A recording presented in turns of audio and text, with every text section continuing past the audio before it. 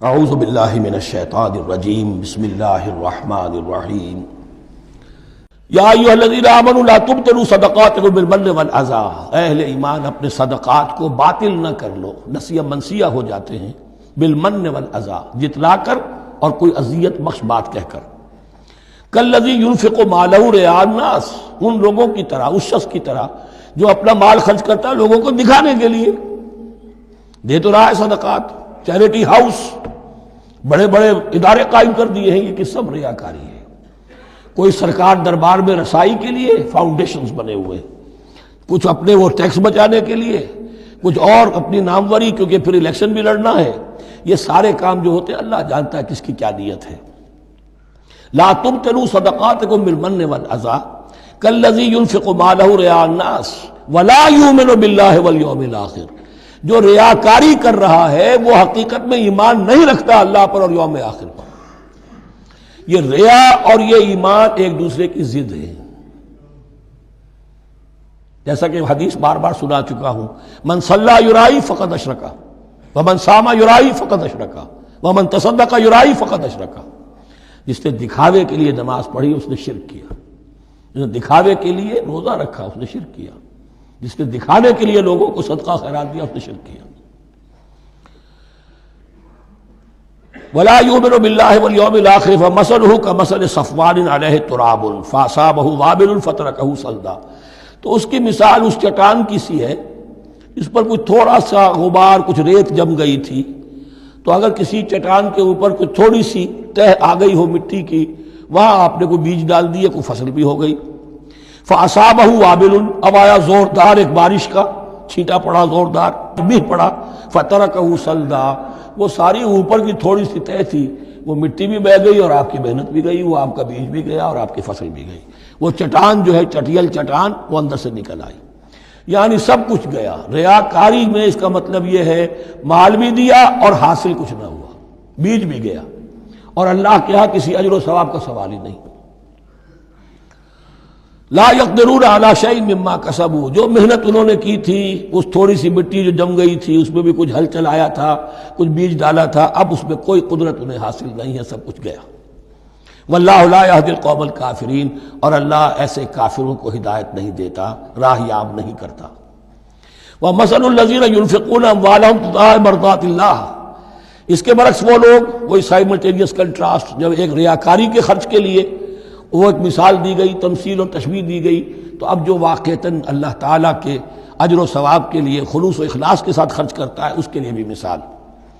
وَمَثَلُ الَّذِينَ يُنْفِقُونَ أَمْوَالَهُمْ ابْتِغَاءَ مَرْضَاتِ اللَّهِ، اور مثال ان لوگوں کی جو خرچ کرتے ہیں اپنے مال اللہ کی رضا جوئی کے لیے، خوشی حاصل کرنے کے لیے، وَتَثْبِيتًا مِّنْ أَنفُسِهِمْ، اور اپنے عزم کی پختگی کے ساتھ، اپنے نفس کی پختگی کے ساتھ۔ کمثل جنت، ان کی مثال اس باغ کی ہے، بربوۃ، جو ذرا بلندی پر ہے، باغ ہے، جیسا کہ میں نے عرض کیا نیچرل باغ کا یہی تصور ہوتا تھا، ذرا اونچائی پر جو ہے پلانٹیشن ہے، ندی بہہ رہی ہے کوئی دامن میں جس سے خود بخود اس کو اریگیشن ہو رہی ہے۔ کمثل جنت بربوۃ، یہیں سے یہ قادیانیوں نے لفظ ربوہ لے کر اور اپنا وہ شہر بنایا ہے پاکستان میں۔ اصابہ وابل، اب اگر اس باغ کے اوپر زوردار منہ آ جائے، بھی آ جائے، خوب بارش برسے، فآتت اکلھا ضعفین، تو اس کا پھل جو ہے دگنا ہو جائے گا۔ فإن لم یصبھا وابل فطل، اور اگر زوردار میںہ نہ آئے، بارش نہ برسے، تو تھوڑا بہت چھینٹا بھی پڑے گا تب بھی اس کا تو بہرحال پھل جو ہے وہ برقرار رہے گا۔ واللہ بما تعملون بصیر، اور جو کچھ تم کر رہے ہو اللہ تعالیٰ اس کو دیکھ رہا ہے۔ دروں بینی کرتے رہا کرو کہ تم یہ مال جو خرچ کر رہے ہو واقعتاً خلوص دل کے ساتھ، اخلاص نیت کے ساتھ اللہ ہی کے لیے کر رہے ہو، کہیں اس میں کوئی اور جذبہ، کہیں تمہارا غیر شعوری طور پر کوئی جذبہ شامل نہ ہو جائے، تو انٹراسپیکشن ہو، اپنے غریبانوں میں جھانکتے رہو۔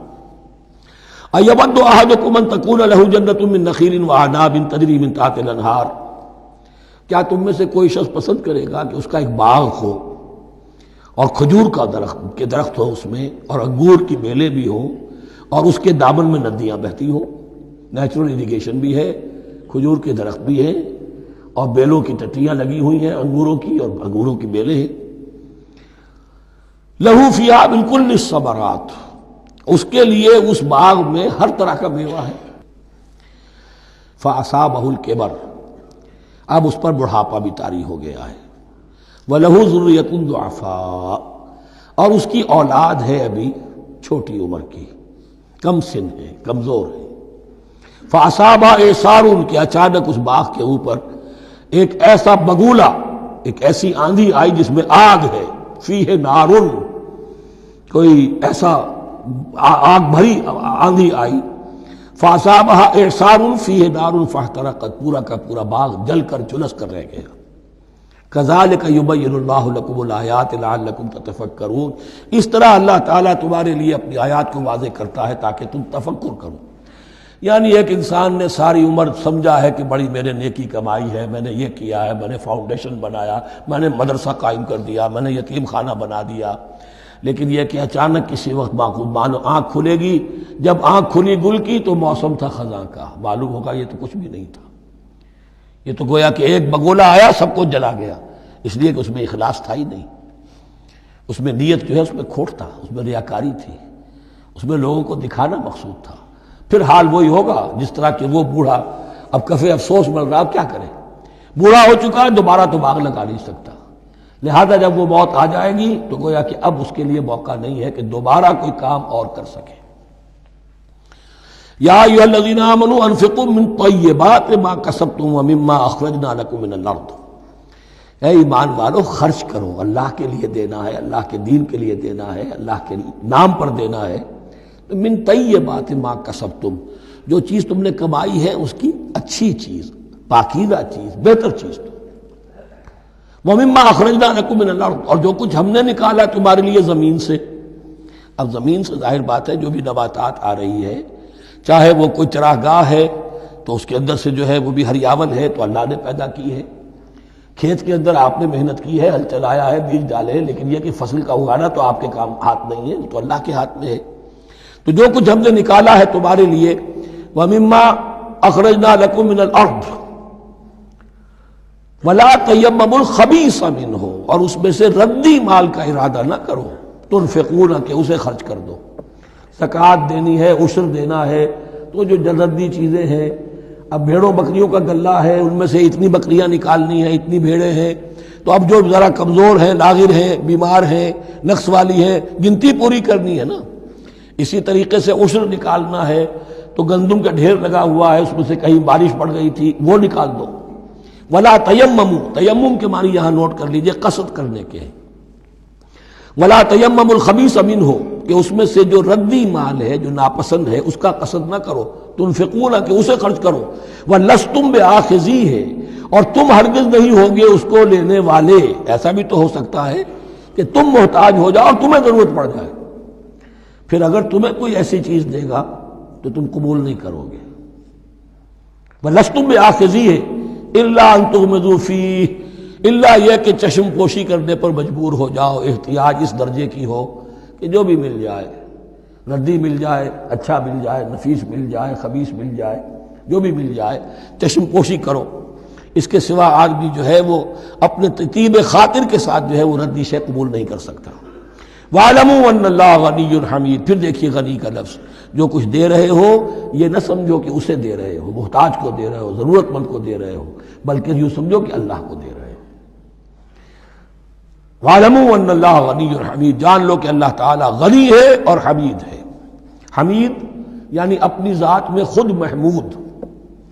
ایک کسی شے کی اچھائی یا حسن یا کمال ایسا ہوتا ہے جسے ظاہر کیا جائے، دیکھو بھائی اس میں یہ خوبصورتی ہے، اور ایک وہ خوبصورتی ہوتی ہے جو از خود ظاہر ہے۔ حاجت مشاطہ نیست صورت دل آرام را، تو اللہ تعالیٰ اتنا ستودہ صفات ہے، اتنا محمود ہے اپنی ذات میں کہ وہ خود بخود محمود ہے، اسے کسی حمد کی حاجت نہیں ہے، از خود محمود ہے۔ صدق اللہ العظیم۔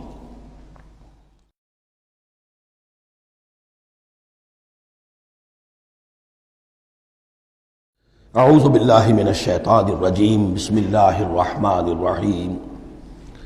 الشیطان یعدکم الفقر ویامرکم بالفحشاء، دیکھو شیطان تمہیں ڈراتا ہے اور تمہیں اندیشہ دلاتا ہے فقر کا، مت خرچ کرو، رکھو، کیا پتا کیا کل کون سا وقت تم پر آ جائے۔ وَيَأْمُرُكُم بِالْفَحْشَاءِ، اور تمہیں حکم دیتا ہے بے حیائی کے کاموں کا۔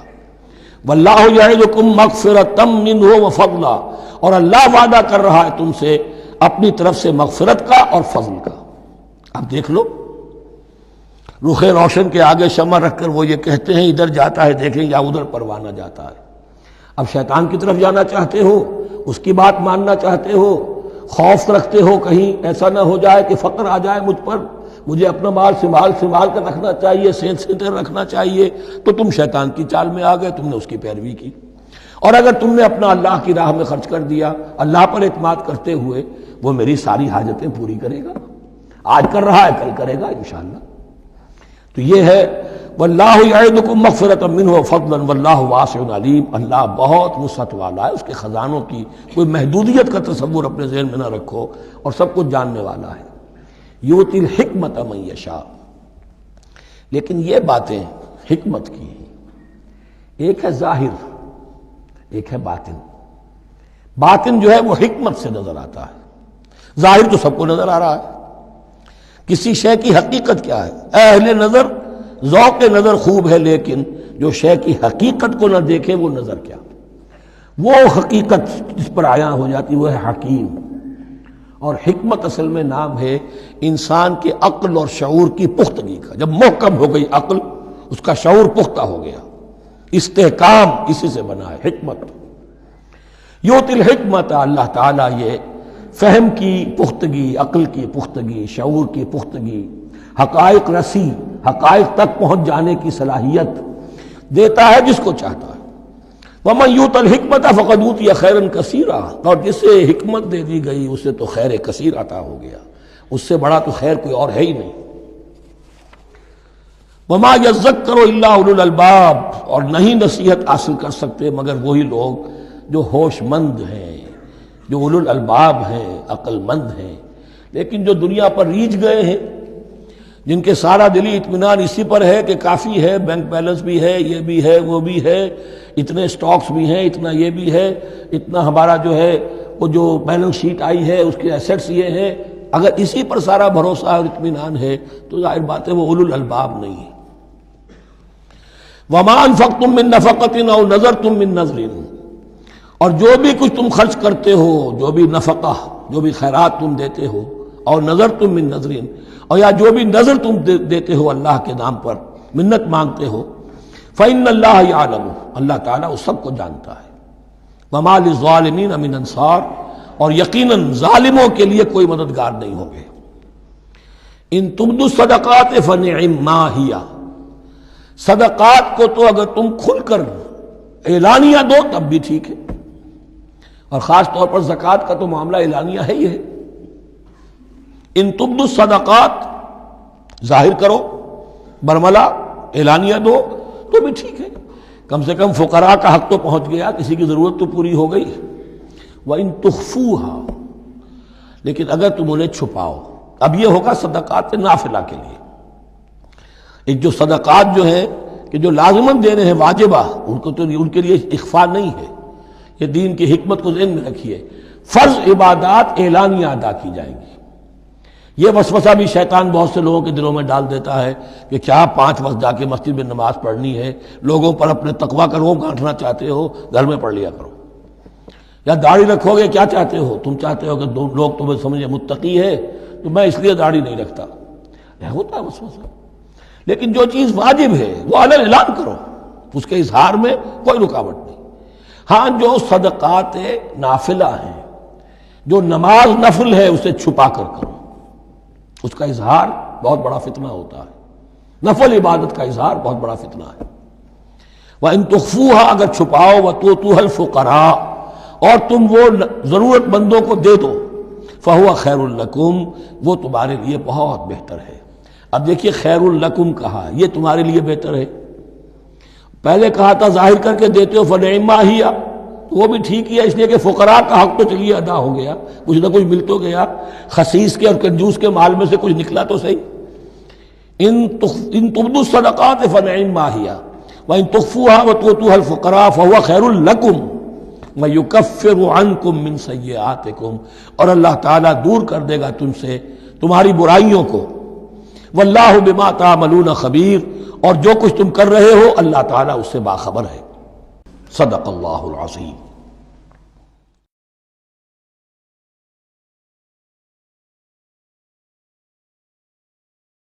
اعوذ باللہ من الشیطان الرجیم، بسم اللہ الرحمن الرحیم۔ لیس علیک ھداھم، اے نبی آپ کے ذمے نہیں ہے کہ ان کو ہدایت دے دیں۔ آپ کی یہ دیکھیے علیکا ذمہ داری ہو جاتی ہے، فرض۔ لام لکا یہ ہو جاتا ہے کسی کے حق میں۔ القرآن حجت لکا او علیکا، یا یہ قرآن تمہارے حق میں حجت ہے، یہ شفاعت کرے گا تمہاری قیامت کے دن اگر تم نے اسے مانا جیسے کہ ماننے کا حق ہے، پڑھا جیسے کہ پڑھنے کا حق ہے، عمل کیا جیسے کہ عمل کرنے کا حق ہے، پھر اس کی دعوت و تبلیغ کی جیسے کہ اس کا حق ہے، تو یہ تمہارے حق میں حجت ہوگا۔ اور اگر تم نے اس کے حقوق ادا نہ کیے یہ تمہارے خلاف مدعی بن کر کھڑا ہو جائے گا۔ القرآن حجت لک او علیک، یہ تم پر آئے گا وبال۔ اے اللہ یہ بدبخت مجھے مانتا تھا کہ میں تیرا کلام ہوں، پڑھتا نہیں تھا، مجھے پڑھتا تھا تو جیسے کسی طوطا مینا کو، جو مولانا ماہر قاضی کی نظم ہے، کچھ بول سکھائے جاتے ہیں، رٹائے جاتے ہیں، اس طرح پڑھایا جاتا ہوں اور اس طرح سکھایا جاتا ہوں، وہ اس طریقے سے پڑھ رہے ہیں، کچھ پتہ نہیں۔ 1-2 روپے کا اخبار لائیں گے تو سمجھ کر پڑھیں گے، اللہ کی کتاب کو سمجھ کے پڑھنے کی ضرورت نہیں۔ پڑھا تو عمل نہیں کیا بدبخت نے۔ ما آمن بالقرآن من استحل محارمہ، تو لام اور علا کا یہ استعمال ذہن میں رکھیے۔ لیس علیک ھداھم، آپ پہ ذمہ داری نہیں ہے ان کی ہدایت کی، آپ پر ذمہ داری تبلیغ۔ ہم نے بھیجا ہے آپ کو، انا ارسلناک بالحق بشیرا ونذیرا ولا تسأل عن اصحاب الجحیم، یہ آیت ہم پڑھ چکے ہیں پہلے حصے میں۔ ولیکن اللہ یہدی من یشاء، وہ تو اللہ تعالیٰ ہدایت دیتا ہے جس کو چاہتا ہے۔ وما تنفقوا من خیر فلانفسکم، اور جو بھی خیر، جو بھی بھلائی، جو بھی مال تم خرچ کرو گے وہ تمہارے اپنے لیے بہتر ہے، تمہیں اجر و ثواب ملے گا، تمہیں کو مل جائے گا 700 گنا 1400 گنا۔ وما تنفقون الا ابتغاء وجہ اللہ، یہاں یہ فعل مضارع آیا ہے نفی نہیں کے مفہوم میں۔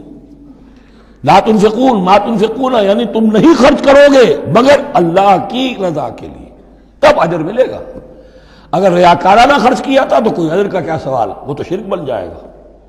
وما تنفقون الا ابتغاء وجہ اللہ وما تنفقوا من خیر یوفی الیکم وانتم لا تظلمون، اور جو بھی خیر تم خرچ کرو گے، خیر میں سے جو بھی دولت خرچ کرو گے، یوفی الیکم پورا تمہیں لوٹا دیا جائے گا، وانتم لا تظلمون، اور تم پر کوئی ظلم نہیں ہوگا، تمہاری کوئی حق تلفی نہیں ہوگی۔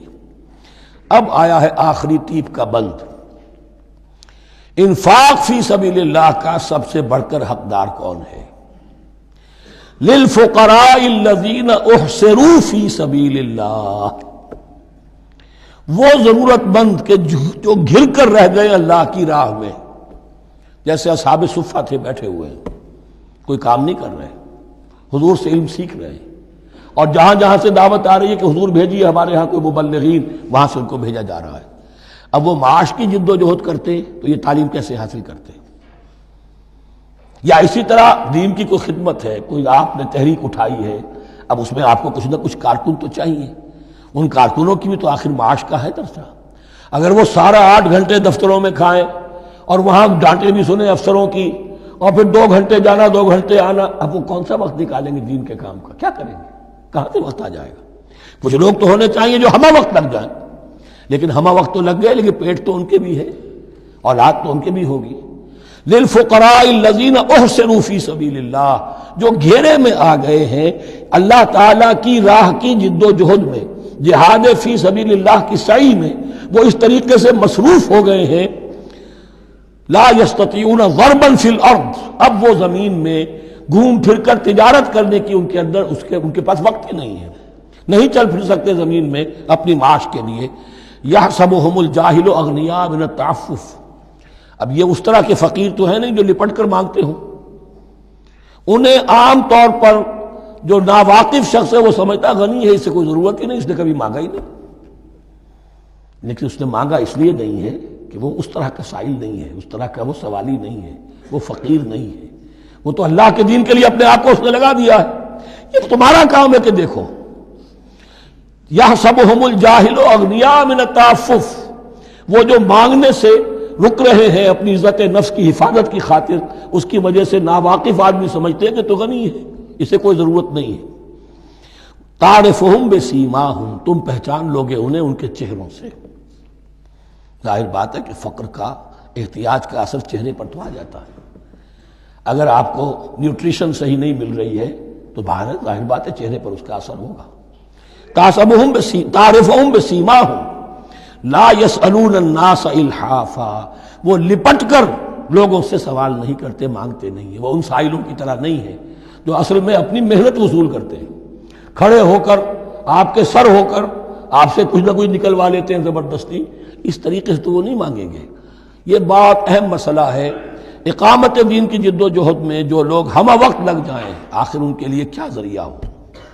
میں یہاں تفصیل میں نہیں جا سکتا، وقت بھی اس چنگ کا ختم ہو رہا ہے، لیکن یہ سمجھ لیجئے کہ یہ دو رکوع جو ہیں، انفاق کا پورا مضمون، اس کا کلائمیکس جو ہے وہ یہ آیت ہے، للفقراء الذین احصروا فی سبیل اللہ لا یستطیعون ضربا فی الارض یحسبہم الجاہل اغنیاء من التعفف تعرفہم بسیماہم لا یسألون الناس الحافا وما تنفقوا من خیر فإن اللہ بہ علیم.